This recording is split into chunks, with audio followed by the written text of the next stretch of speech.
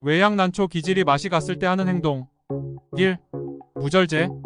평소에는 에너지가 넘치고 사교적인 외양난초 기질이지만 극도의 스트레스 상황에서는 다른 사람들과의 상호작용에 지나치게 집착하거나 무리하게 외부 자극을 추구할 수 있습니다. 예를 들어 필요 이상으로 사람들을 만나거나 파티에 참석하며 이러한 활동에서 안정을 찾으려 하지만 오히려 더 지치게 될 수 있습니다. 폭주, 음주운전, 도박 등 자기 파괴적인 행동으로 주변을 걱정하게 만듭니다.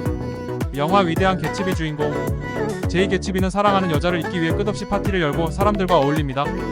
개츠비는 자신의 내면의 공허함을 외부 자극으로 메우려 하지만 결국 더 깊은 고독에 빠집니다. 2. 집중력 저하와 산만함. 평소에는 새로운 아이디어나 기회를 빠르게 탐색하고 다양한 활동을 동시에 수행하는 능력이 강점이지만 스트레스 상태에서는 하나에 집중하지 못하고 계속해서 주제를 바꾸거나 계획 없이 행동할 수 있습니다. 이로 인해 중요한 일을 놓치거나 해야 할 일을 미루게 되면서 더욱 혼란스러워집니다. 드라마 셜록에서 셜록 홈즈가 스트레스를 받을 때 보여주는 행동이 좋은 예입니다.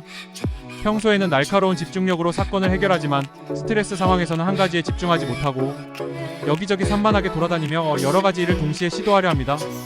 결국 어떤 일도 제대로 끝내지 못하고 방 안을 어지럽히거나 엉뚱한 행동을 하곤 합니다. 3. 결정 회피 및 충동적인 선택. 외양난초 기질은 원래 유연하고 다양한 가능성을 열어두는 것을 좋아하지만 스트레스를 받으면 결정을 내리는 것을 지나치게 미루거나 반대로 전혀 생각하지 않은 충동적인 결정을 내릴 수 있습니다. 갑작스럽게 직장을 그만두거나 큰 돈을 소비하는 등의 행동을 할 수 있습니다. 영화 500일의 썸머에서 주인공 톰은 썸머와의 관계에서 스트레스를 받으며 점점 더 결정을 내리는 것을 회피합니다. 그는 관계를 끝낼 수도 없고 적극적으로 문제를 해결하려 하지도 않습니다. 그러다 어느 순간 충동적으로 결혼을 결심하는데 그 결정을 내리는 과정이 매우 갑작스럽고 신중하지 못한 행동으로 나타납니다. 4. 지나친 낙관주의 또는 부정적인 사고.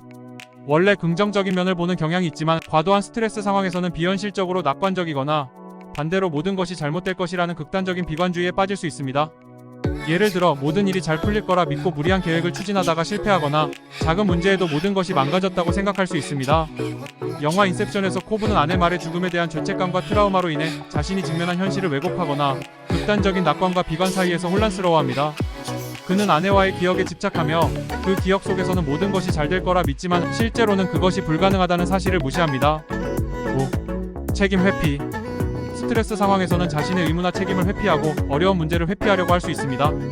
이는 계속해서 새로운 일을 벌리거나 끝내지 못한 일을 방치하는 형태로 나타날 수 있습니다. 자신의 잘못을 인정하지 않고 변명하거나 다른 사람에게 책임을 전가합니다. 내 잘못이 아니야? 다 걔 때문이야? 라며 현실을 부정하고 회피하려는 모습을 보입니다. 드라마 브레이킹 배드에서 주인공 월터 화이트는 점점 더 깊은 범죄의 세계로 빠져들면서 자신의 행동에 대한 책임을 회피하려고 합니다. 그는 초기에는 가족을 위해서라는 명목으로 마약 제조를 시작하지만 시간이 지나면서 자신이 벌인 일을 책임지지 않고 오히려 더 큰 문제를 만들어냅니다.